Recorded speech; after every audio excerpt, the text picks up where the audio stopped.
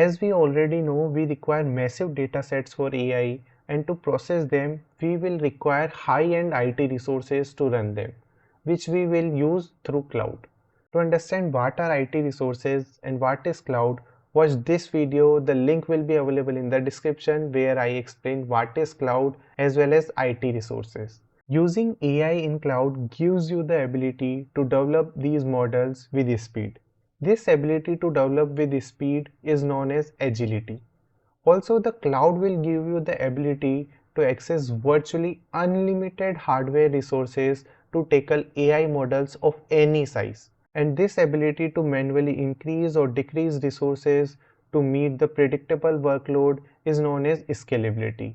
And the ability to do the same automatically is known as elasticity.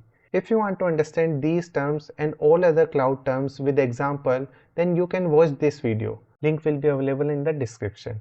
Another benefit we get with the cloud is we can utilize AI services directly using APIs and pre-trained model, saving you a lot of cost and time to train the model. Thank you so much for watching the video till here.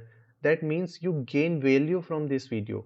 Please type awesome explanation in the comment section to let me know that you have watched video till end.